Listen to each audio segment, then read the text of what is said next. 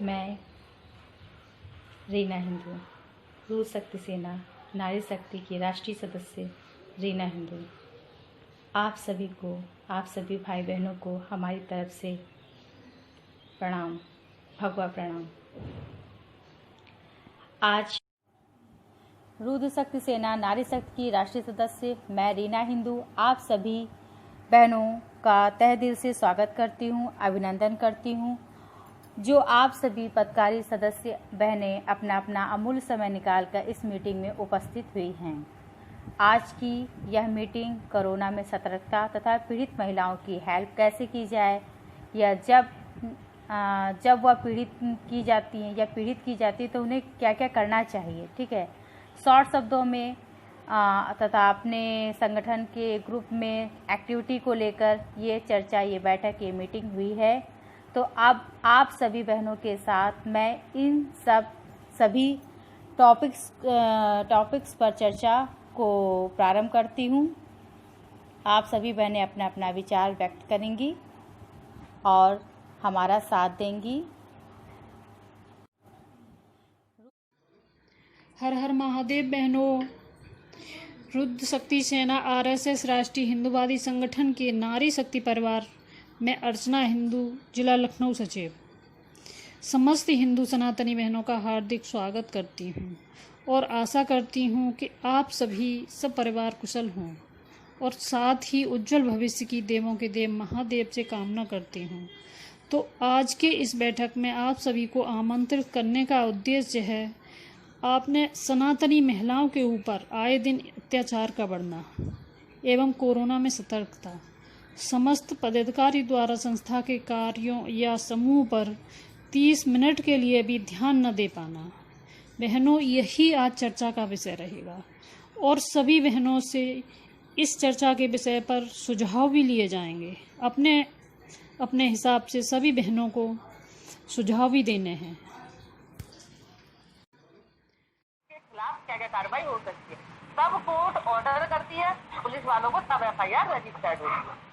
ये बहन, ये बहुत नॉर्मल जानकारी है कि जिसमें हमें पता नहीं होता हम कहाँ जाएं कहाँ नहीं जाएं, क्या करें क्या नहीं करें, क्योंकि नॉर्मल इंसान के साथ ये बहुत प्रॉब्लम आती है। उनके साथ हम सपोर्ट करते हैं, हम उनको बताते हैं कि नहीं आप ऐसे ऐसे करिए, नॉर्मल इंसिडेंट लिखिए अपना और उसको लिख के आप ऐसे तरीके से पोस्ट कर दीजिए। उसके बाद फिर हम कोर्ट में आके उसको डिस्क्राइब करके एफआईआर रजिस्टर्ड कराते हैं। फिर ये बहन नॉर्मल जानकारी हो गई कि हाँ जी, कोई अगर पीड़िता है, कोई दिक्कत परेशानी में है तो वो इसी तरीके से एक्शन ले सकती है। एक चीज और मैं आज के टाइम की एक चीज और मैं बताऊंगी आज के टाइम का। अब मैंने बहुत सारे केसेस देखे हैं, इवन कल भी मेरे पास केस आया था कि कोई भी है जो धमकियां देते हैं, ये करते हैं, ये सब सारी चीजें करते हैं। तो एक हर बहन से मैं रिक्वेस्ट जरूर करूंगी कि आप किसी से भी बात करते हैं, ये कोई भी चीज है, अगर कोई इंसिडेंट घटता है तो उसका फोटो खींच के अपने पास रखें, वीडियो बना के अपने पास रखें। किसी से अगर बात हो रही है तो आप उसकी रिकॉर्डिंग करके अपने पास रखें। वो बहुत ही हेल्पफुल एविडेंस हो जाता है आपका कोर्ट में ये दिखाने के लिए कि हाँ ये इंसिडेंट मेरे साथ हुआ। ये बहन हर कोई एक्टिव रहे इसके लिए, और वीडियो कॉल, रिकॉर्डिंग, फोटो ये सारे अपने पास बना के रखें। ये हमारे लिए बहुत हेल्प करते हैं ये। और किसी को अगर कुछ पूछना है बहन तो पूछ सकते हैं मेरे। फिर उसके बाद हमारा कोर्ट का काम होता है, फिर हम कोर्ट में जाकर फिर हम अपने आप ही उनको सारी चीजों को हैंडल कर सकते हैं। धन्यवाद। बाकी जानकारी अब आप कोई भी पदाधिकारी में, जैसे आप सभी पदाधिकारी सुन रहे हैं ना, आप अपना वीडियो कनेक्ट करके बोला कीजिए। और सबसे पहले मैं एडवोकेट जी हैं, कानूनी सलाहकार जो रुद्र शक्ति सेना के हैं, रूबी सिंह जी, मैं उनसे एक सवाल करना चाहता हूं। मैं रूबी बहन, हाँ, मैं ये चाहता हूं कि जैसे सभी बहनों को ये बताएं कि ये तो आपने कोर्ट का प्रोसेस ये बताया, जो नॉर्मली हमारी संस्था जैसे 24 आवर्स काम करती है, हमारी हेल्प करती है, उस बैच में रात में किसी के साथ कोर्ट तो जाएगा नहीं, किसी के साथ घटना हो जाए तो वो हमें कांटेक्ट करेगा, लेकिन हमसे कांटेक्ट नहीं भी होता है तो उस विषय में क्या करेंगे ये बताइए। अच्छा, मैं इसके लिए भी बता देती हूँ आपको। सपोज कीजिए कोई ऐसी घटना होती है, कोई ऐसा इंसिडेंट होता है कि रात को हम किसी से भी कनेक्ट नहीं होते, कि हमारी रुद्र शक्ति सेना बहुत एक्टिव है, 24 घंटे अवेलेबल रहती है, तो उसके लिए बहुत अच्छी बात है। कभी कभी इंसिडेंट ऐसा हो जाता है कि ना हो, उसके लिए मैं आपको बता देती हूँ क्या कर सकते हैं। सबसे पहले आप जहाँ भी हैं, जिस भी जगह है आपके साथ इंसिडेंट हुआ है, सबसे पहले आप 100 नंबर पर कॉल कीजिए। सिंपल सा 100 नंबर पर कॉल करके इन्फॉर्म कीजिए कि ये घटना। अच्छा बहन, यहाँ मैं रोकना चाहूंगा आपको। 100 नंबर पे कॉल 30 बार 40 बार ऐसे केस हमारे पास आते हैं कि 30-40 बार कॉल लगाते रिसीव नहीं होता है। ठीक है भैया। हाँ, अब कॉल रिसीव नहीं हुई, यहाँ पे हमारे पास डिफेंस में ये सारी चीजें हैं कि हमने कॉल किया, कॉल रिसीव नहीं हुई, हमारा काम था वो पूरा हो गया। उसके बाद हमें क्या करना है? मुझे ऐसा लगता है कि जो पुलिस स्टेशन आई थिंक 24 घंटे खुला रहता है। नहीं, उसके बाद यहाँ पे भी एक बात रोकना चाहूंगा। यहाँ पे भी एक ऑप्शन है कि 181 एक नंबर आता है, ठीक है ना, उसको भी डायल करने पे जो है कि बाल विकास जो योजना में जाता है, जहाँ से वहाँ भी हेल्प मिलता है। हमने उसके द्वारा भी कई महिलाओं का, और रीना जी ने भी बहुत हेल्प किया। रीना जी इसकी जानकारी दे सकते हैं। इन्होंने एक महिला की रात को 2 बजे हेल्प की थी, उसके बारे में बताए सभी को। हाँ जी बहन, बताइए।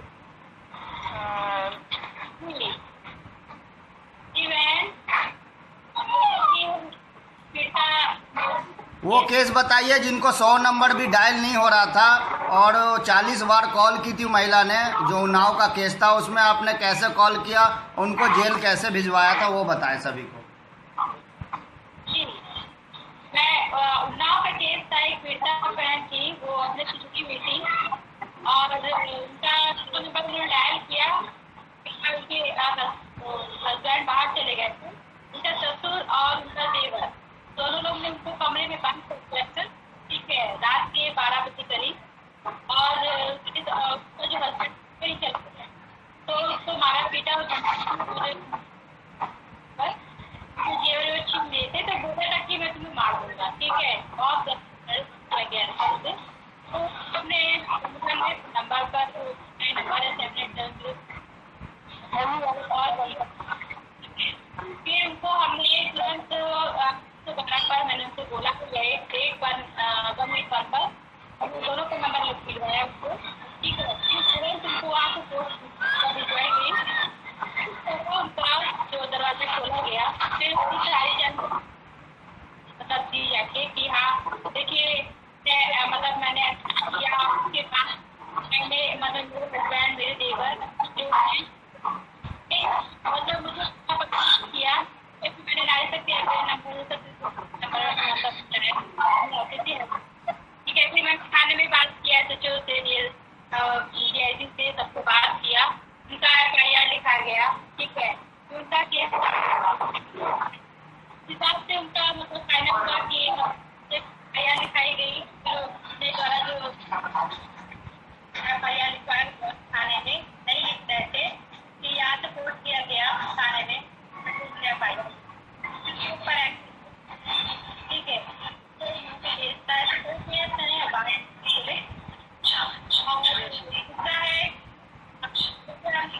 क्या रहे आपने देखा होगा शक्ति जी का, भारती जी का, उसका केस आप कैसे रूप में ध्यान दे रहे हो? जी बस जी इन लोग का भी टीचर केस है और जो उनका जो FIR लिखा गया, तो अपने संगठन के द्वारा ही उनका FIR लिखा गया वहाँ पर थाने में, जैसा कि आप सभी ने देखा उसको ध्यान किया होगा। जी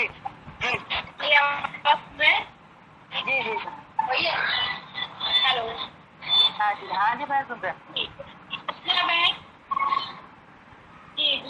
बता रही हम। तो इसी तरीके से हमारा निवेदन है कि जितनी भी उनकी हेल्प उनको उनका जो केस है मिलवाया जाए, ठीक है।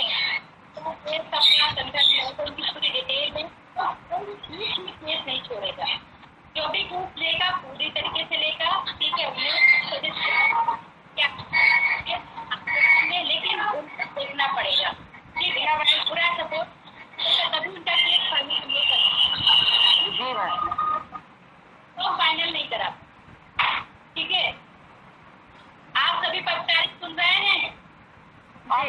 नहीं आ रही है। एक बार सभी अपनी उपस्थिति दे कि किस किस को आवाज आ रही है इनकी, सभी को। आवाज आ रही है ना? आवाज नहीं आ रही है। हाँ, सभी को इनकी आवाज आई। और सबकी आवाज आ रही है। दूसरी चीज रीना जी, आप उस विषय पे अभी चर्चा करें कि सभी लोग एक्टिव नहीं रहते, उस विषय पे चर्चा की जाए थोड़ा। बोलना चाहती हूँ कि देखिए बात बहुत सारी है, बहुत और जो समूह के नाम है उस प्रकार से मैसेज करें, ये भी बताएंगे। तो जैसे पदचारी ग्रुप है, ठीक है, आप सभी पदचारी जो एक्टिव पदचारी है हमारे, ठीक है, वो पदचारी ग्रुप उस पर विशेष ध्यान दिया करें। और भारत ग्रुप पर, उत्तर प्रदेश ग्रुप पर, ठीक है, और अपने अपने जिले पर जो शिकायत ग्रुप, ठीक है, डाक ग्रुप, ये सब चीजों पर आप लोग, ताकि आप लोग इन सबको समझोगे कि कैसे। हेलो, हाँ जी बहन सुन रहे हैं। तो ताकि ये सारे ग्रुप जो हैं, जैसे ग्रुप हो गया, पर्सनल ग्रुप हो गया, ठीक है, और ये ब्लड ग्रुप हो गया, और अपने अपने जिले, जिस जिले से आप लोग जुड़े हुए हैं, ठीक है, मेन भारत और पदचारी ग्रुप और अपने जिले और शिकायत ग्रुप, ठीक है, ये सारे ग्रुप पे आप लोग विशेष ध्यान दिया करिए। कोई भी उच्च पदचारी द्वारा कोई भी मैसेज संदेश भेजा होता है तो उस पर आप लोग ध्यान दिया करिए, उसको दिखा करिए प्लीज। आप सभी से निवेदन है, और उसका रिप्लाई दिया करिए, ठीक है। जब किसी पदचारी को या किसी को आप पहले स्वागत किया करें, ठीक है, आधे घंटे तक, एक दिन में सिर्फ आधा घंटा जवाब दे दीजिए, ठीक है। कोई क्वेश्चन हो आप उसमें देखिए क्या पूछा गया है तो तुरंत आप ठीक है।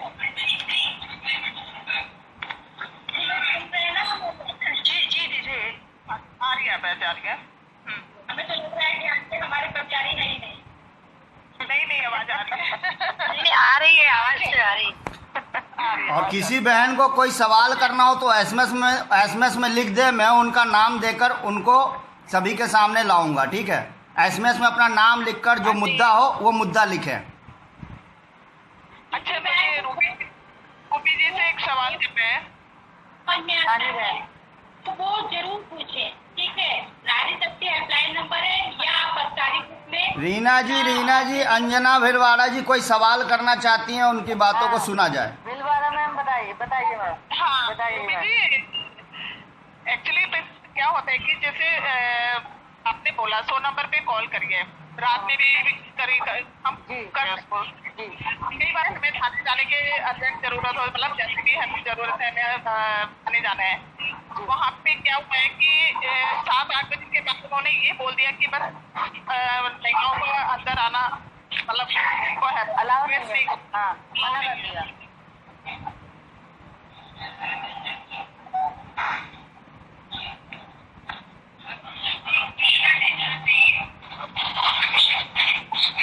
कहाँ चले आप?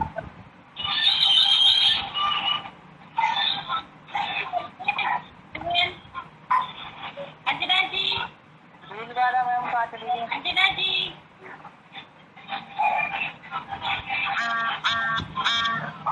अंजना बहन,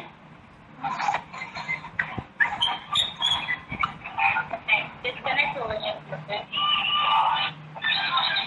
जो लोग डिस्कनेक्ट हो रहे हैं वो मैं बोलिए, मैं एक्टिव करता जाऊंगा। आप लोग अपना शुरू रखिए, मैं उनको कॉल करके एक्टिव कर रहा हूँ, ठीक है। आप लोग अपना शुरू रखिए। तो ये हम कह रहे हैं सभी बहनों से भी हमारे निवेदन है कि जो आपको स्कूल करने वाले हैं जुलाई में, नहीं कोरोना फैला हुआ, तो पूरे बच्चों को पता है कि क्या है। हम अपने बच्चों को स्कूल नहीं भेजेंगे तो ये पूरे किसी करेंगे। हम सरकार से अनुरोध करेंगे, उनसे अनुरोध करेंगे, रिक्वेस्ट करेंगे कि ठीक है, ताकि हमारे बच्चों पर कोई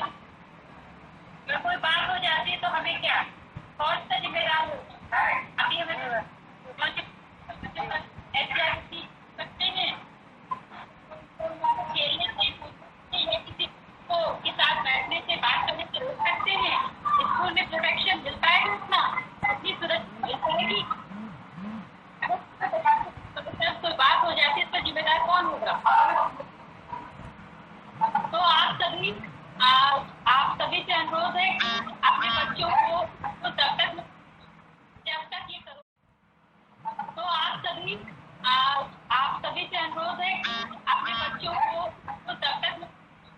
जब तक ये कोरोना पूरी तरीके से खत्म ना हो जाए, आपको सतर्क करिए। ये स्कूल वाले मैटर पे मेरा निवेदन है कि स्कूल वाले मैटर पे सभी की राय ली जाए, सभी अपने अपने सामने आके वीडियो के द्वारा अपना अपना बताएं कि इस पे क्या राय है। ज़्यादा नहीं, सभी दो दो शब्द बोले कि सभी को मौका मिले।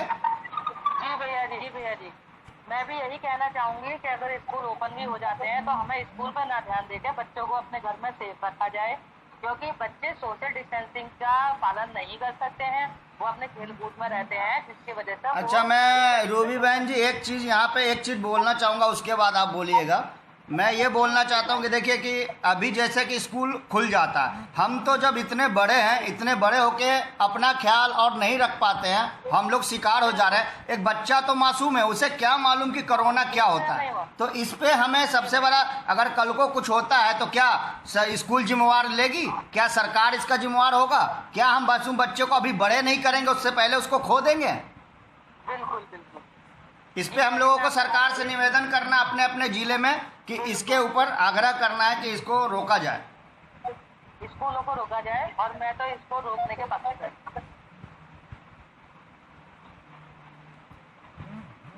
इस पर सभी से राय मांगी जाए, उसके बाद एक एप्लीकेशन जो है सरकार को सौंपी जाएगी।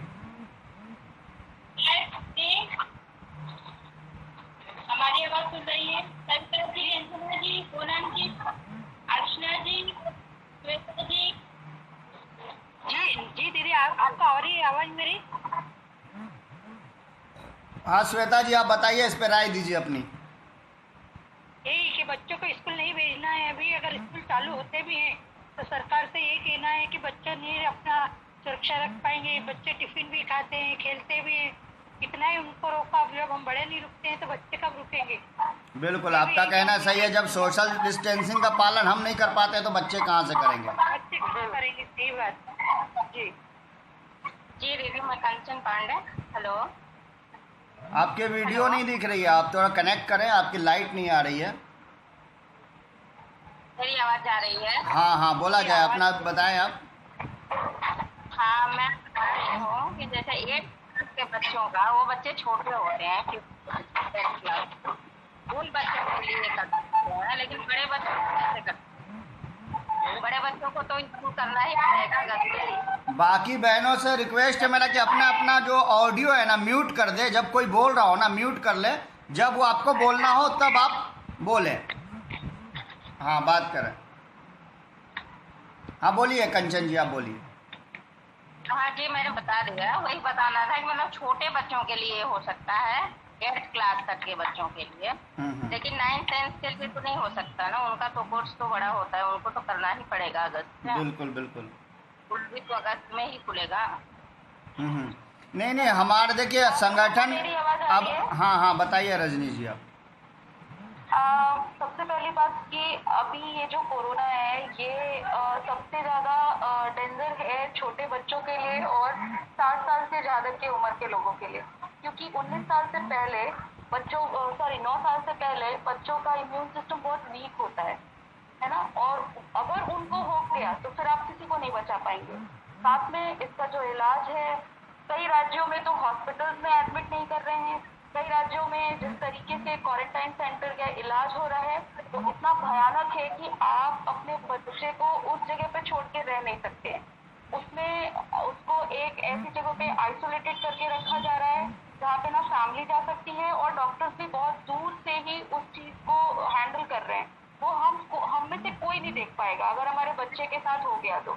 हमारे बच्चे या किसी के भी बच्चे अगर इन्फेक्शन में आएंगे तो घर वाले आएंगे और ये कम्युनिटी ट्रांसफर जो हो रहा है ये इतनी स्पीडली होगा कि कोई भी बच्चों से दूर तो नहीं रह सकता है।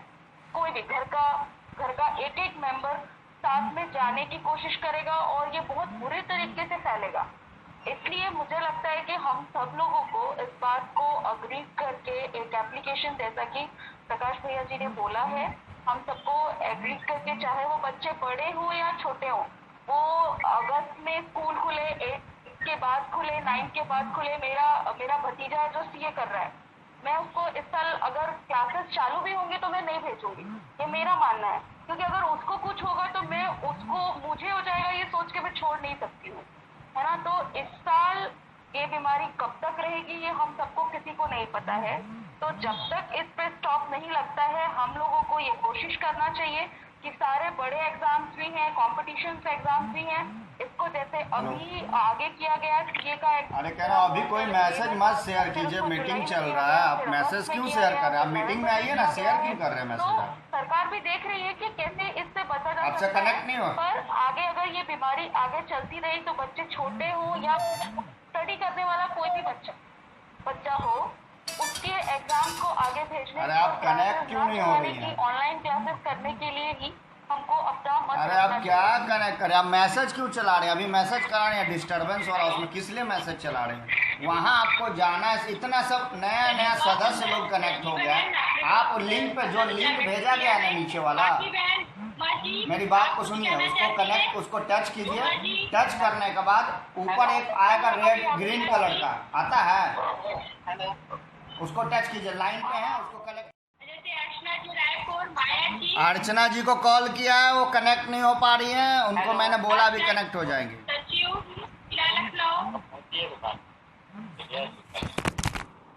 सभी बहनें कहाँ हैं?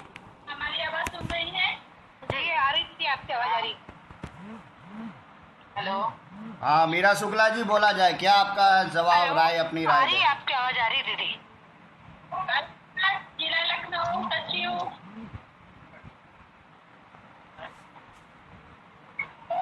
जिला लखनऊ सचिव अर्चना बहन,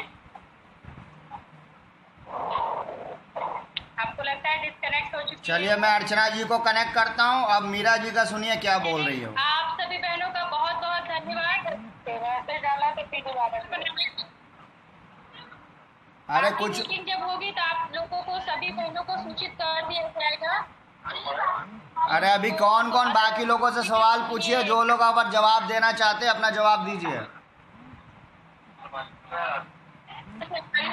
नहीं हो पाई है, सभी बहनें हमारी आवाज सुन रही हैं। बाकी सभी लोगों से राय पूछी जाए। आप सभी लोग बोली देने के लिए, रीना जी, सभी लोगों से राय पूछी जाए। सभी को हर हर महादेव, हर हर महादेव, हर हर। हेलो, भैया जी हर हर महादेव। एक मिनट बहन जी, सभी को एक बात पूछना है, सभी को एक बात पूछना है कि जो लोग अपनी बात रखना चाहते हैं उनकी भी बात को सुना जाए। सिर्फ आए हर हर महादेव बोल के नहीं, जितने लोग कनेक्ट हुए हैं सबकी बात सुनी जाए। ये मीटिंग ऐसा नहीं है कि सिर्फ आप लोगों के लिए, सभी के लिए है। तो जो भी सदस्य अपनी अपनी बात को रखे। रजनी जी, आप सभी से सवाल करके आप बात कीजिए। हर हर महादेव।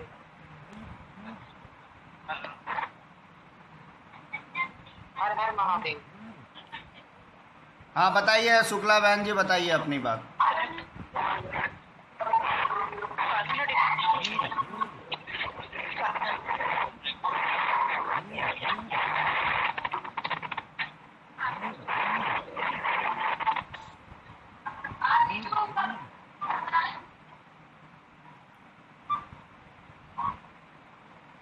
जो भी बहन बाकी है वो अपना अपना परिचय, सवाल जवाब दे सकते हैं।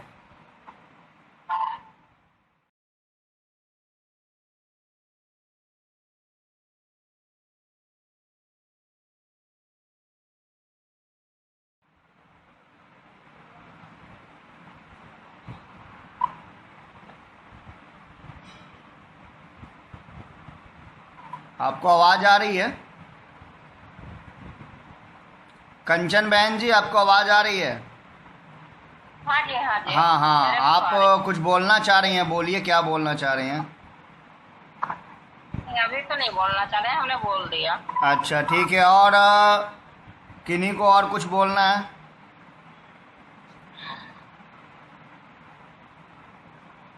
हाँ बहन जी, किससे सवाल पूछ रही थी? आपसे पूछना चाह रहे थे बहन। अच्छा, मुझसे पूछना था। अच्छा हाँ जी, जी जी। बहन 2019 में हमारे यहाँ एक केस हुआ था। ठीक है। लड़की ने बताया था कि हमारा रेप हो गया उनके घर वालों ने, और उस वक्त मैं लखनऊ रहती थी, वहाँ के बारे में हमें ज्यादा मालूम नहीं था। और जैसे जो है हमारे ननिहाल का मामला था, हमारे मामा की नातिन थी वो, तो हमें फोन करके बताया गया कि हम 3 दिन से थाने जा रहे हैं, हमारी FIR नहीं हो रही है। हम गए, यहाँ से गए, थाने में मैंने बात की। पहले जाके मैंने लड़के के पिताजी से बात किया। हमने कहा भैया मोहल्ले में ऐसा हो गया लड़की के साथ, आप अपने लड़के को छुपा के नहीं रह सकते थे, क्योंकि एक पंडित के यहाँ पूजा था, तो उन्होंने तो कुछ भी नहीं किया, तो ये पूजा काट इसका, तो बोले जाओ जो कुछ करना है कर लो जाके, और जो कुछ किया। फिर मैं उसके दोस्त के पास गई, दोस्त से पूछा, उसने भी यही जवाब दिया। जब मैं लड़की के पास गई तो रोने लगी, उससे मैंने पूछा सारी बात, तो उसने हमें ये बताया कि शाम को छोटी बहन के साथ हम लैट्रिन जा रहे थे, तो उधर से सौरभ आया, वो भी ठाकुर ही है सबकी, वो मेरा मुंह दबा के ले गए, हमारे मुंह में कोई टैबलेट डाल दिया, मैं बेहोश हो गई और उसने मेरे साथ गलत काम किया। अब उन्होंने बताया, उनके पिताजी ने भी बताया। हमने कहा ठीक है FIR तो आज करेंगे, 3 दिन से लौट रहे हो, 1 जनवरी का कैलेंडर है। मैंने 4 तारीख को उनकी FIR कराई, 4 दिन बाद। उसके दिन मैं डॉक्टरी के लिए गई, डॉक्टरी कराने गई तो नीरू शुक्ला नाम की कांस्टेबल साथ में गई। तो लड़की के पिताजी ने उसने कहा कि हम 4-5 हजार रुपया दे देंगे, लेकिन रिपोर्ट अच्छी आनी चाहिए। तो मैं मैंने पूछा क्या इसमें कोई झूठ है, तो कहीं नहीं नहीं ऐसा कुछ नहीं है, उन्होंने हमारी लड़की के साथ किया है तो वो जेल जाएंगे। तो मैंने कहा जेल तो जाएंगे, पासको भी लगेगा, क्योंकि 14.5 साल की लड़की है, छोटी बच्ची है वो। हाँ, पैसे देने की बात कहाँ से आ गई। फिर उसकी डॉक्टरी होने के बाद मैं लेडी डॉक्टर के पास गई, मैंने उससे पूछा, हमने कहा डॉक्टर साहब क्या इसके साथ गलत हुआ? उन्होंने कहा हाँ हुआ है। फिर दिन रायबरेली गए, वहाँ पे उसकी उम्र वगैरह चेक हुई। धीरे धीरे घंटे बीते, लड़का जेल चला गया, पकड़वा दिया। तब हमें ये बात पता चली कि लड़की का उससे प्रेम संबंध था। मैंने कहा ये बताइए कि जब तुम्हारे जब की स्वेलिंग थी, खून निकला था मुँह से, तुमने कहा था कि हमको उन लोगों ने मारा है, ये कैसा रहा? तब उन्होंने बताया कि हमारा उनसे संबंध था और हमारे पिताजी ने हमको मारा था। झूठ बोल के हमसे ये गवाही देने के लिए कहा था, झूठ बोला। तो झूठ बोल के ये उसके बाद मैं उनके पिताजी से बात की, तो पहले तो बोले 5 लाख रुपया लेंगे। हमने कहा हम तुमको जेल भिजवाएंगे, झूठ बोल के क्यों कराई? उसके बाद बोले 3 लाख रुपया सरकार देती है, और ये 1.5 साल हो गए एकदम उनसे इधर बीच में लॉकडाउन हो गया, उनको दबाव बनाया जा रहा है। जब लड़की दोनों की गलती है तो सुलह हो जाओ, लड़के को पास तो मत, लेकिन नहीं रहे। उसके लिए हमें क्या करना चाहिए? आप पहले मुझे ये बताइए बहन, आप किसकी तरफ से, लड़के की तरफ से लड़की की तरफ से? हमने लड़की की तरफ से FIR करवाया था, क्योंकि हमें सच्चाई नहीं पता थी। नहीं, सच्चाई नहीं पता थी, लेकिन अब क्या चाहते हो? अब ये चाहते हो कि लड़का बचे या फिर लड़की का वही स्टेटमेंट चलना है? मुझे ये बताइए, आपको अब किसी तरफ से लड़ना पड़ेगा, ठीक है? हम ये चाहते जब लड़का निर्दोष है, लड़की की सहमत से सब कुछ हुआ, तो लड़के के ऊपर पासपोर्ट लगना चाहिए। पासपोर्ट तो लग गया होगा, FIR भी रजिस्टर्ड हो गई होगी, है ना? सारे काम हो गए होंगे। अब बात ये आती है सिर्फ कि अब आपको सच्चाई की तरफ लड़ना। जब आपको बाद में पता चला कि ये झूठी FIR है, तो आपको लड़के को बचाना है, ठीक है? इसमें बचाने के लिए उसकी एविडेंस हो गई अभी नहीं है लड़की की? जी, लड़की की गवाही हो गई कोर्ट में, अभी नहीं हुई? कोर्ट में हो गई, पिताजी के दबाव से, जो उनके पिताजी ने कहा था कि तुम ये वही बोल दिया। हाँ, उसका जवाब हो गया। जब हमको अकेले मिली 2-3 महीना पता चला, जब मैंने उसको पूछा तब उसने बताई, और उसके बाद में एक काम हो सकता है, आप उस लड़की को दोबारा गवाही के लिए कॉल करो कोर्ट में। कहाँ से बनवाए ये बताइए मुझे आप? ये मेरे यहाँ रायबरेली का है, बस रायबरेली का है। अच्छा, आप एक काम कीजिए, जो एविडेंस जो लड़की की गवाही है ना, उस लड़की की गवाही को आप दोबारा बुलाइए, वकील को। जो एविडेंस जो लड़की की गवाही है ना, उस लड़की गवाही को आप दोबारा बुलाइए। वकील कौन है इसमें? वकील लड़के की तरफ से जो लड़के का वकील उन्होंने अभी तक कुछ भी नहीं किया। उसको मैंने कहा दोबारा फरियाद कीजिए, कई बार हाँ मैंने कहा कि हमारी बेटी से हमारे बेटे से इनकी बेटी का प्रेम संबंध था, हमारी कार रिकॉर्डिंग निकलवाई था। तो उन लोगों ने तो नहीं, उन्होंने क्या किया कि बदला लेने के लिए कोर्ट से उन्होंने ये लिखाया कि लड़की के पिताजी ने मेरी बेटी के साथ वो किया।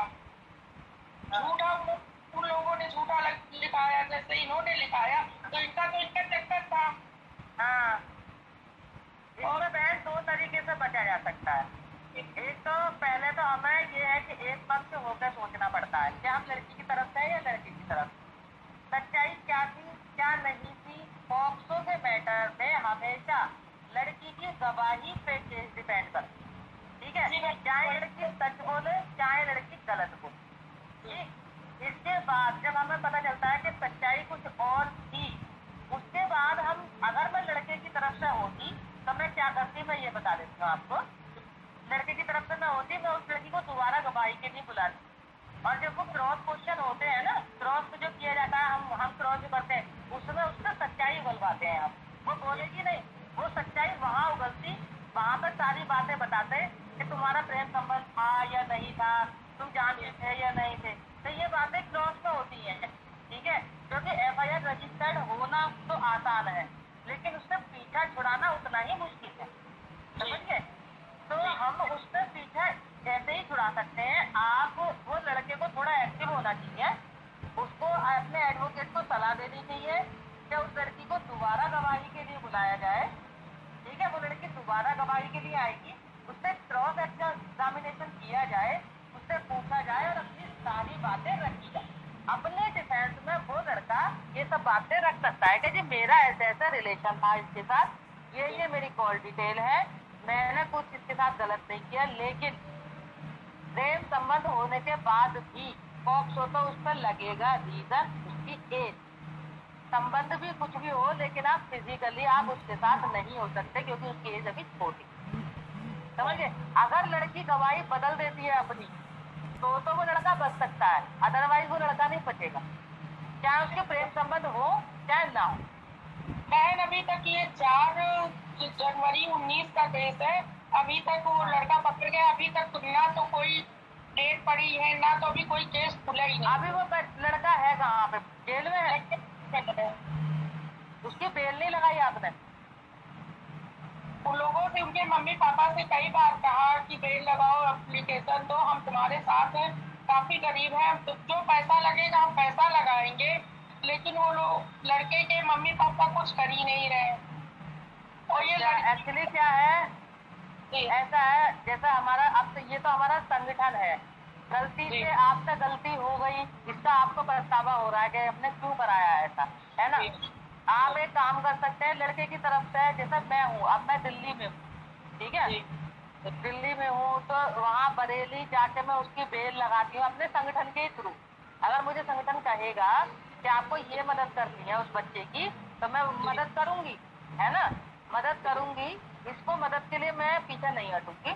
अगर मुझे संगठन ये कहता है कि जाके उसकी बेल लगाओ, उस लड़के को बचाओ, या उसका केस भी तुम्हें लड़ना है, ठीक है, बट ये है कि मेरा कितना डिस्टेंस कैसे कैसे पड़ेगा, मेरा आने जाने का कैसे रहता है कैसे नहीं रहता, वो संगठन को थोड़ा ध्यान देना पड़ेगा। बस बाकी मैं काम करने को वहाँ पर रेडी, उस बच्चे को अपने संगठन की तरफ से बचाना, ठीक है, उसका केस में लड़ने को तैयार जी, अगर हमारा संगठन ऐसा हमें अलाउ करता है तो।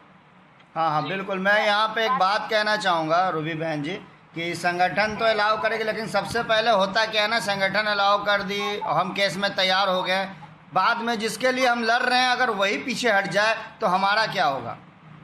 वो भैया जी हमने देख ही लिया था, आपने अभी एक केस में हमने देखा ही बिल्कुल, आपने देखा ना कि हम लोग कितना लगे, आपको भी बोला, आप भी एग्री थी, उनको बोला गया वहाँ जाके कॉल करे, लेकिन वो दूसरे का सहारा ले ली। तो ऐसे में एक के भरोसे रहेंगे तभी तो हम लोग काम करेंगे ना। बस भैया जी विश्वास करना पड़ेगा ये तो हमने पास का ही दे दिया था, वो तो फिर भी बहुत दूर का है। अपने पापा से मुलाकात करेंगी वो लोग बहुत करीब, तो वो लोग तैयार हो जाएंगे अपने बेटे को। उमा जी आप एक बार उनसे संपर्क कीजिए, उनका जो भी है उनसे बात कीजिए। तो संगठन देखिए ये आएंगी तो इनका आने जाने का भाड़ा, रहने का सब कुछ वहाँ जो भी होगा तो वो कितना बेयर कर सकते हैं, बाकी हम संगठन की तरफ से देखेंगे कि बेयर करवाएंगे, या तो हम देखेंगे वहाँ पे कोई अच्छा वकील है तो उनके द्वारा हम करवाएंगे। ये दूसरा ऑप्शन है। उसके लिए मैं सलाह देने को तैयार हूँ, कोई दिक्कत नहीं। कैसा होगा काम, क्या क्या होगा, मैं उन्हें बता दूँ। हाँ, जब तक किसी से नहीं होगा तो बाद में इनको वो केस इनको दिया जाएगा। जी। और उमा बहन एक मैं बात कहूंगी कि आप ये मत सोचना कि आपसे गलती से ऐसा हो गया, क्योंकि देखिए जो फैक्ट आपके सामने थे आपने उस पर एक्शन लिया है ना, लेकिन रियलिटी कुछ और थी उस परिवार की, वो तो बाद में पता चली। इसमें हमारा कोई दोष नहीं, हमारा दोष नहीं है। कोई भी मेंबर हो सकता है भाई, आतंकवादी कोई भी हो सकता है, चोर भी कोई भी हो सकता है, रेपिस्ट भी कोई भी हो सकता है ना, आस-पास भी हो सकता है। इसीलिए हमको इसीलिए हमें किसी भी केस में घुसने से पहले पूरी जानकारी ले लेनी है, उसके बाद ही उनकी मदद करनी है। बस बहन ऐसा थोड़ा सा ना, जैसे हम कभी भी हमारे पास कोई केस आऊंगा, बहन सुन रहे हो आप मुझे? जी सुन रही हूँ। हाँ, कोई भी केस अगर हमारे पास आता है तो सबसे पहले आप ये करें, क्योंकि रेप का मामला ऐसा होता है कि कॉम्प्रोमाइज भी नहीं होता, इसमें बहुत बुरा हाल होता है। तो उसकी जानकारी थोड़ा आस पास से, पड़ोस से हमें ले लेनी चाहिए कि भाई क्या ऐसा है, क्या वैसा है। हमें लोगों से पूछताछ करके उसकी नॉलेज हमारे पास होनी चाहिए, इंफॉर्मेशन होनी चाहिए कि वो वास्तव में लड़की ऐसी थी, या अगर आप उनसे पड़ोसियों से किसी से पूछते तो वो बताते कि हमने तो इनको पहले भी देखा है बात करते हुए, घूमते हुए आपस में, तो फिर आपका शायद दिमाग घूमता। तो हम कभी भी किसी के अगेंस्ट खड़े होने से पहले ना आपस के पास पड़ोस के लोगों से हमें पूछ लेना चाहिए कि ऐसा ऐसा कुछ है, तब हम आगे स्टेप उठाएं, क्योंकि किसी की जिंदगी का सवाल होता है और हमें किसी की जिंदगी खराब करने का कोई अधिकार नहीं होता है ना बहन। तो इसलिए आगे से कभी भी कुछ हो, सबसे पहले पास पड़ोस से जानकारी लेनी चाहिए, पूछना चाहिए। और लड़की अगर ऐसा केस कभी आए तो लड़की वाले को फोर्स करके पूछना चाहिए कि सच सच बता, ऐसा हुआ या नहीं हुआ है। फोर्स करके, जैसे पुलिस वाले पूछते हैं, तब वो सच्चाई उगलेगी, तब आपका कदम आगे बढ़ेगा। पहली बार गलती हुई है, अब तुम्हें पता करनी है। देखिए भगवान पहली बार में भगवान सिखाता है बहन। आपने अब इतना सब कुछ सीख लिया कि आगे को अब कभी गलती नहीं हो, है ना। हम उसके लिए तैयार भी हैं करने के लिए, ठीक है। तो ऐसा नहीं है, पहली बार गलती होती है, लेकिन बाद में हमें फिर कदम को थोड़ा सोच समझ के उठाना चाहिए। बस ये है भाई, बाकी हम तैयार हैं। मैं बात करती हूँ उनसे, कई बार हाँ जी और करती हूँ उनसे बात करके। जी। इसका ये लड़का सिर्फ जब ही बच सकता है जब वो लड़की अपने स्टेटमेंट चेंज कर दे, अपनी जो उसने बोला है उसको बदल, तभी वो लड़का बच सकता है।